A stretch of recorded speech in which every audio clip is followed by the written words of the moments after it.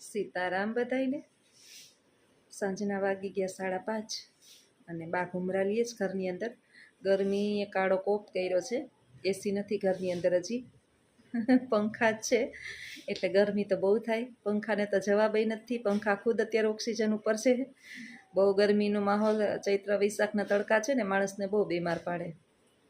અને આ સમયની અંદર છે ને બીમારીનું વાતાવરણ બહુ હોય એટલે ચૈત્ર મહિના માણસ સમજે કે આપણે કંઈક નડતર છે એટલે ઘરની અંદર બધાય બીમાર પડે છે. ખરેખર નડતર બળતર તો જે હોય એ ઈચ્છા આઈ થિંક હશે જે હોય એ, પણ ચૈત્ર વૈશાખના તડકા ઝેરી હોય અને આ તડકાથી બચવા માટેથી જેટલા શક્ય બને એટલા ઉપાયો કરવા. જીવનની અંદર માણસ જ્યારે તમારી ખૂબ નિંદા કરતું હોય ત્યારે તમારે ગભરાવું નહીં, પરંતુ એક વાત તમારે સ્વીકારી લેવી, નિરાશ ન થવું કે તમે એ વ્યક્તિ કરતાં સારું વ્યક્તિત્વ ધરાવો છો અને જે તમારી સતત નિંદા કુથલી કરે છે એ તમારા સુધી પહોંચી શકતું નથી. સમય, સંજોગ, અનુકૂળતા આ બધું જે છે ને મનુષ્ય એકસાથે ક્યારેય ના સાધી શકે અને આની અંદર જેનું ટેલેન્ટ હોય એ માણસ જીવનની અંદર આગળ વધી શકે.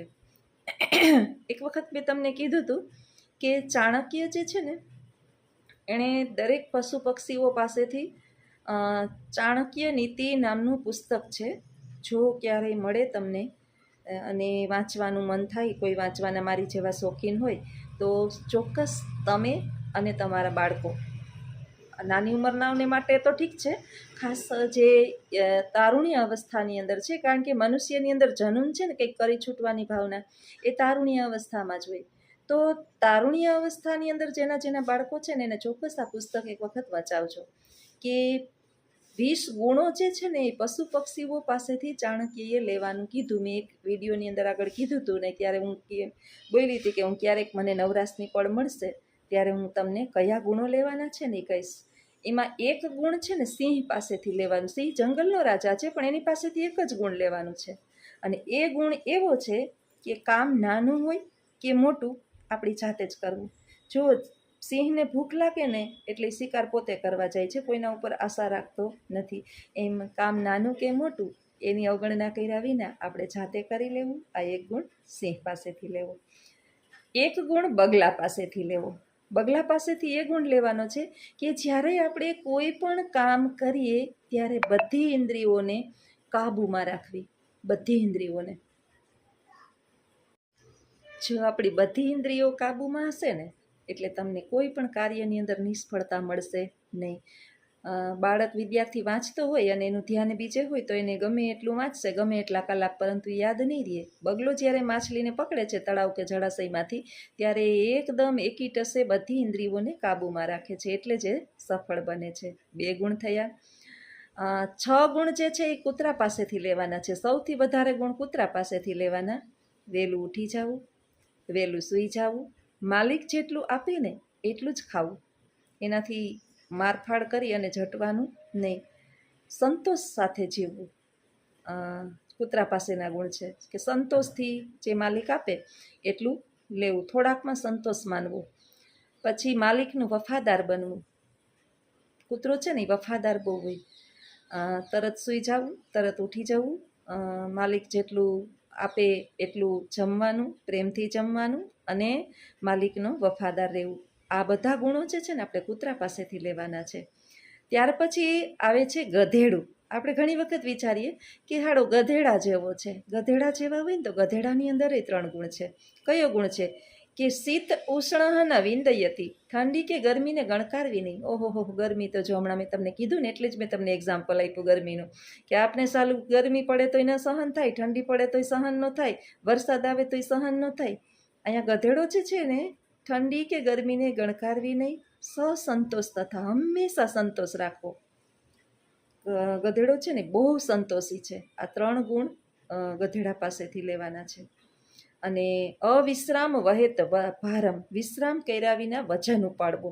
સંસ્કૃતમાં આખા એના ચાણક્ય નીતિ આપેલી છે. એમાં કીધું છે કે અવિશ્રામ વહેત ભારમ, વિશ્રામ કર્યા વિના. જો ગધેડો છે ને આયલો જાય. હવે ગધેડાના કામ ઓછા થઈ ગયા, પહેલાં બહુ હતા કામ કરવું.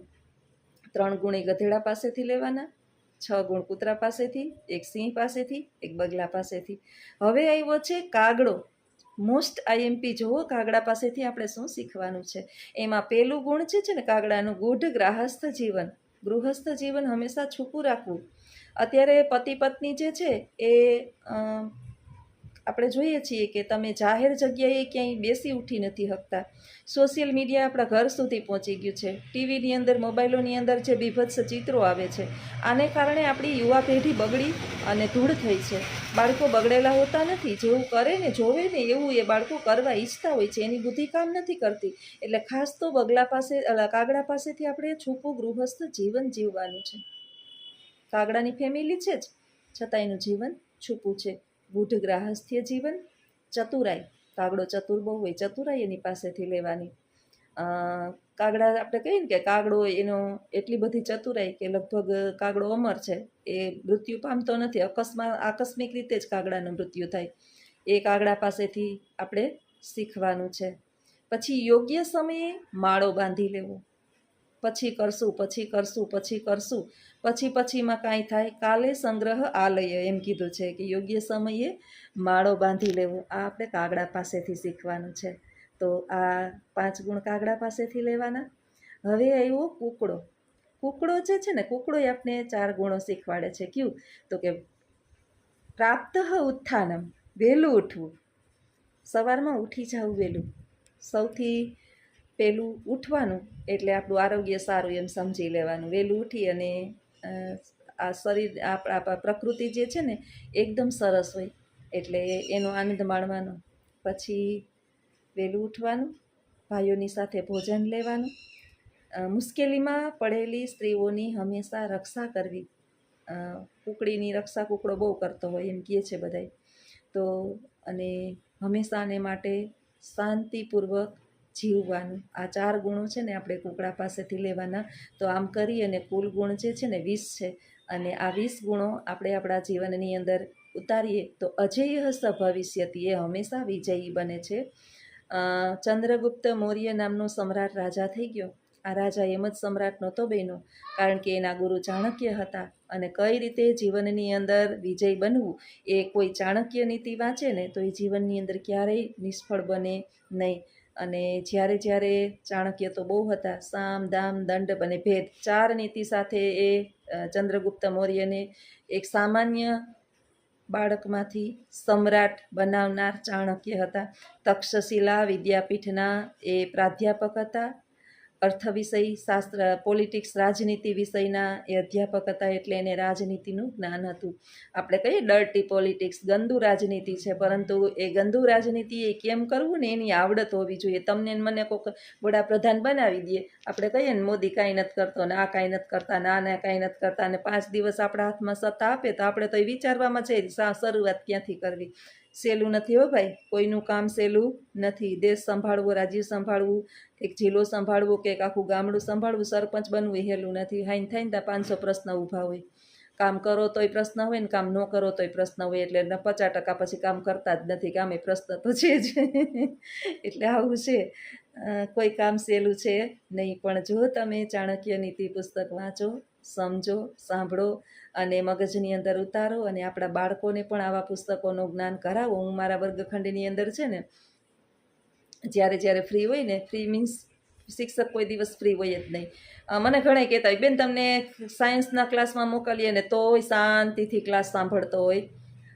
પ્રોક્ષિતાસમાં આપણે ઘણી વખત જતા હોય. તમને કોમર્સના ક્લાસમાં મોકલીએ ને તોય વિદ્યાર્થીઓ શાંતિથી સાંભળતા હોય ને તમારા ક્લાસમાં તમને શાંતિથી સાંભળતા હોય. એક વિદ્યાર્થી જે છે એ વિચલિત ન હોય, અને બહુ થાય ને તો ખડખડાટ હસતો હોય ક્યારેક. તો એનું મેઇન રીઝન એ છે કે પુસ્તકોનું વાંચન, આપણી અંદરનું જ્ઞાન. તમને સાંભળે કોક ક્યારે, તો કે તમારી અંદર કાંઈક પણ પ્રકારનું બીજાથી કંઈક નવીન છે. પુસ્તકીય જ્ઞાન તો બધા શિક્ષકો આપે જ છે. આપણે વિદ્યાર્થીઓને એવા પ્રકારનું કંઈક આપવાનું છે કે જે એને ક્યાંયથી મળતું નથી. શું ન સાંભળે જ, ચોક્કસ સાંભળે. એક વખત તમે કંઈક અલગ આપીને તો જુઓ, અલગ વાત કરીને તો જુઓ. કંઈક ને કંઈક એકાદા મારી પાસે એવા ટોપિક હોય વર્ગખંડની અંદર કહેવાના, પછી તમે એકને એક ટોપિક ભલે ને 5 ક્લાસમાં જઈને થોડો કયો, બધાયને કયો જરા જરા 2-2 3-3 મિનિટ, મજા આવશે બાળકોને. અને વિદ્યાર્થીઓ છે ને એ રાહમાં હોય કે આજે મેડમ આવશે ને એટલે કાંઈક નવું તો કહેશે જ. અને હું તો ક્લાસની અંદર જાઉં ને કોઈ નવા બીજી સ્કૂલમાંથી વિદ્યાર્થીઓ એવા હોય ને એટલે જૂની વિદ્યાર્થીઓ એમ કહે કે હવે બહુ મજા આવશે, હવે નીંદર આવશે નહીં. એટલે જીવનમાં જ્ઞાન જરૂરી છે. એ હું એમ નથી કહેતી કે મારી અંદર ભરીને છે, પરંતુ જે પણ બાળકો વાંચતા હોય, જે પણ વિદ્યાર્થીઓ વાંચન કરતા હોય, માત્ર ને માત્ર પુસ્તકીય આપણા જે ટેક્સ્ટ બુક ભણવાના છે એ તો ભણવાના જ છે, સાથે સાથે આપણા બાળકોને આવા પુસ્તકોનું વાંચન પણ કરાવીએ. અત્યારે વેકેશન પડશે બાળકોને, આપણે હરીએ ફરીએ, આનંદ કરીએ, સાથે સાથે સારા પુસ્તકોનું જ્ઞાન પણ આપીએ. તો જીવનની અંદર હંમેશા સફળ બનવા માટે આપણા જીવનની અંદર આવા 20 ગુણો જે છે એ જો આપણે ગ્રહણ કરી લઈએ તો ક્યારેય નિષ્ફળ બનીએ નહીં. આવા જ મારા વિડીયો તમને ગમતા હોય તો ચોક્કસ લાઈક કરજો, વિડીયાને શેર કરજો અને સબસ્ક્રાઈબ કરજો. આવજો. સીતારામ. સીતારામ બધાયને. ગરમી એવી થાય છે કે લાલ ચોળ થઈ ગયા છાવડીઓ કાઢી કાઢીને. ઉપર કચરા પોતા કર્યા, નીચે કચરા વાળ્યા ને પોતા બાકી છે. બાપા હજી વાર બેહી લઉં પછી પોતા કરું, ટાઈમ પાસ કરું. આજે છે સવારની રિક્ષાની રિનોવેશન હાલે છે. આપણે જે મકાનના રિનોવેશન કરીએ ને એમાં મારા સાહેબ જે છે એ રિક્ષાનું રિનોવેશન કરે, એટલે સવારમાં સારું આજે હાલીને આવવું ન પડ્યું. મારી ફ્રેન્ડ મૂકી ગઈ. લખુયા જે કામમાં હતો એટલે ફૂઈ હું આજ તેડવા નહીં આવી શકું. પછી એક મારી ફ્રેન્ડને કીધું, અમારે એરિયો એવો છે ને કે રિક્ષા ઘડીકમાં અમારા એરિયા બાજુ ન આવે. હાલતા તો વાંધો ન આવે, 10 મિનિટનો રસ્તો થાય, પણ તડકાનું બહુ તડકો, 1 વાગે છૂટીએ જ બહુ તડકો થાય. અને પછી આ રાહ જોઈને બેઠા હોય કે જલ્દી જમવાનું, સવારનો નાસ્તો કર્યો હોય, પાછું તો કાંઈ ખાધું ન હોય, ભૂખ લાગી હોય, ભાગું ફટાફટ સ્કૂલેથી આવીને. કેવા બેઠા છે નવા મારા જે ફેમિલી, યુટ્યુબ ફેમિલી છે ને એ નવા જૂના વિડીયા જોવે છે એને બહુ મજા આવે છે. સાચી વાત છે તમારી. બા સરસ મજાના બોલતા, મસ્તી મજાક રમત બધું કરતા, તોફાન કરતા. પણ ત્યારના તોફાન છે ને એ આપણે મીઠા લાગતા હતા, ગમતા, કે હાલી ચાલી શકતા હતા. અને મહેમાન આવે ને તમારા બાને જરાય પહેલેથી જ ના ગમે. એના દીકરા એટલે મીન્સ અમે ને અમારા છોકરા, બસ બીજું કોઈ બાને ગમે નહીં. એટલે કોઈને ઘરે ન રોકાવા દે, જાઓ તમારા ઘરે, જાઓ તમારા ઘરે. જો કેવા અત્યારે પોપટ નીચે મેં એમનામ સ્થિર બેઠા છે. એટલે જ કહું છું કે વૃદ્ધાવસ્થા છે ને એવી એકેય અવસ્થા ખરાબ નથી. જીવનની અંદર સૌથી વધારે ખરાબ અવસ્થા હોય ને તો એ વૃદ્ધાવસ્થા છે. સવારે વિડીયો જેમ તેમ બનાવીને થોડોક મુકાઈ ગયો હતો અને ટાઈમ નથી મળતો હમણાં. એનિવર્સરીની બધાએ શુભકામના આપી છે. ખૂબ ખૂબ આભાર તમારો, જેટલા એ અમારી એનિવર્સરીની શુભકામના આપી. યાદેય મને તો ન હોય ક્યારેય, કારણ કે 32 વર્ષ થઈ ગયા, જિંદગી 90% વહી ગઈ અને હવે 10% બાકી નથી રહી. ઝંઝાળમાં સુખની પળોની શોધમાં આપણે એ ભૂલી ગયા. આપણે છે ને નાના હતા ને ત્યારે એક ઈચ્છા આપણી હોય કે જલ્દી લઈને ચડી જઈએ, નોકરીએ ચડી જઈએ, પછી જલ્દી નોકરી મળી જાય, છોકરા મોટા થઈ જાય, એને હવે લઈને ચડાવીએ, એને ભણાવીએ ગણાવીએ, એને નોકરીએ ચડાવીએ, એ નોકરીએ ચડી જાય, પછી શાંતિથી રહેવું બધાય ભેગા. ને પછી એવું થાય કે છોકરા જ બીજા આખા વયા ગયા હોય રહેવા, અને આપણી ઉપર જે ન ધારી હોય ને એવી જવાબદારી આવી જાય. એટલે મારી ઉપર તો એવી જવાબદારી છે કે 7 વર્ષથી મારો દીકરો કચ્છમાં છે. 7 વર્ષથી કચ્છમાં છે. હજી મેં મારા દીકરાનું ઘર જોયું નથી. વિચારો, અત્યારે મારે રમાયડા જેવડી અમારી ઢીંગુડી છે. આપને એમ થાય કે નાનું બેબી છે, રમાડીએ, પછી મોટા થાય એટલે કંઈક આંખમાં તેડીને રમાડવાની. મને ઓળખે નહીં બિચારી. આવે ને 6 મહિને એક વખત અહીંયા આવતા હોય, એમાં એના મમ્મી અહીં રહી એટલે ત્યાં અડધો ટાઈમ રહીએ ને અડધો ટાઈમ અહીંયા થોડાક દિવસ.